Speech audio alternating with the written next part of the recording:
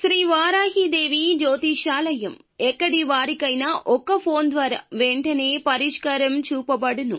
విద్య, ఉద్యోగం, వ్యాపారం, పెళ్లి, నాగదోషం, సంతానం, రాజకీయం, వామాచార దోషం, అత్తాకోడళ్ల మధ్య గొడవలు, ప్రేమించి మోసపోవడం, స్త్రీ పురుష వశీకరణం, ధనం నిలకడ లేకపోవడం, ఎటువంటి సమస్యలకైనా 24 గంటల్లో పరిష్కారం చూపబడును.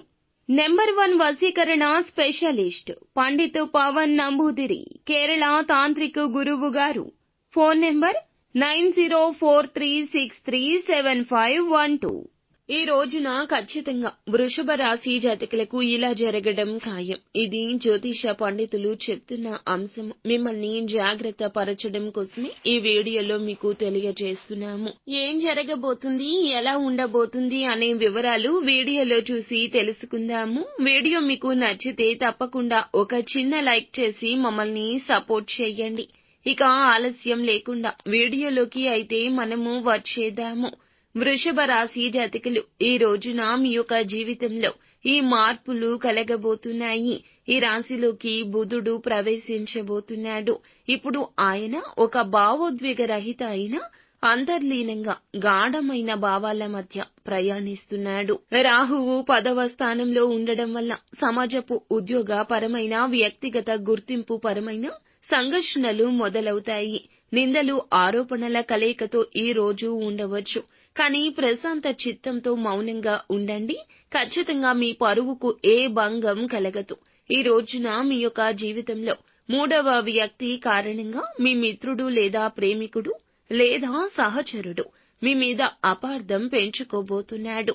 మీరు ఏమీ చేయకపోయినా సరే దూరంగా జరిగే విషయం మీ పైన ప్రభావం చూపిస్తుంది. మీరు ఎంతో కాలంగా దగ్గరగా ఉన్న వ్యక్తి, ఆత్మీయుడు లేదా మిత్రుడు, ప్రియుడు, జీవిత భాగస్వామి లేదా బిజినెస్ పార్ట్నర్ కావచ్చు. ఈ రోజున మీ నుంచి దూరంగా వెళ్లే అవకాశం కూడా ఉంటుంది. కానీ మీరు ఏ తప్పు చేయకపోయినా వారు ఒక తప్పుదారిలో నడుస్తున్నారు. 3వ వ్యక్తి చెప్పిన అబద్ధాల వల్ల మీరు చాలా బాధపడతారు. ఇది ఖచ్చితంగా జరుగుతుంది. మీ యొక్క శబ్దాన్ని వినకుండా మీరు చెప్పకముందే వారు నిర్ణయం తీసేసుకుంటారు. ఇలా జరగదని అనుకున్నాను అనిపిస్తుంది. కానీ ఇది జరగడం మాత్రం ఖాయమని మీ మనసుకు అనిపిస్తుంది. ఒక వ్యక్తి వల్లే వారు మారిపోతారు. గతంలో మిమ్మల్ని నమ్మిన వారే ఇప్పుడు మీ పైన సందేహంతో మాట్లాడతారు.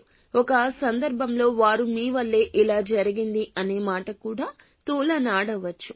మీరు నమ్మిన కొలీగ్ మీపై తప్పుడు దారిలో ప్రచారమైతే చేయొచ్చు. మీ యొక్క విజయాన్ని చూసే వాళ్లలో ఒక వ్యక్తి మిమ్మల్ని సైడ్ చేయాలని చూస్తారు. మీ పేరుపై వచ్చిన నమ్మకం కారణంగా మీపై నమ్మకం అనేది తక్కువ అవుతుంది. ఎందుకంటే మీ యొక్క ఉన్నత స్థితి ఇందుకు కారణం కావచ్చు.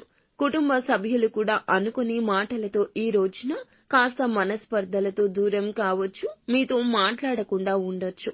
చిన్నపాటి విషయం ఈ రోజు పెద్దగా మారుతుంది. మీ వాదన వినా నిజమని అర్థం చేసుకోరు. ఈ ఒక్క రోజున ఒత్తిడిని సహించండి. ఊహించని ఒత్తిడిని ఎదుర్కోండి.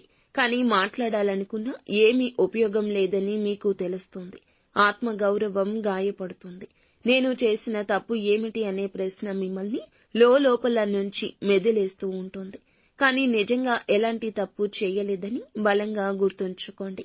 ఈ సమయంలో ఒక పెద్ద మనిషి మాటలు మీకు చాలా వరకు కూడా కృంగదింపుగా ఉండొచ్చు. ఒక నిర్ణయం కూడా ఈ రోజున తీసుకుంటారు. కానీ కొంచెం ఆలస్యం చేయండి.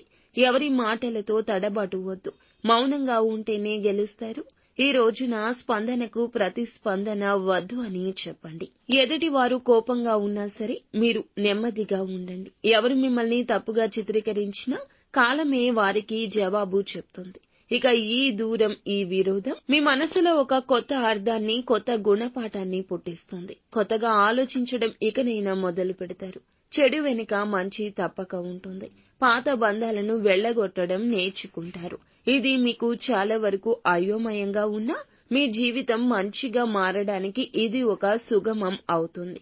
మీ జీవితాన్ని మార్చే అయోమయపు మొదటి అడుగు అవుతుంది. మీరు కొత్తగా ఆలోచించడం మొదలు పెడతారు. ఇక మీకు పాత బంధాలు వెళ్లగొట్టడం అనేది అర్థమవుతుంది. ఎవరు మంచి, ఎవరు చెడు అర్థమవుతుంది. చివరాఖరకు ఈ అయోమయమే ఈ రోజున మీ జీవితాన్ని మార్చే మొదటి అడుగు కూడా కావచ్చు. ఇవన్నీ పక్కన పెట్టి మీరు నిశ్చింతగా ఉండండి, మౌనంగా ఉండండి. తప్పు చేయకపోతే కాలం సమాధానం తప్పక చెప్తుంది. అననుకూలత అనుకూలంగా మార్చుకోవడానికి నిత్యం శివారాధన తప్పనిసరిగా చేసుకోండి.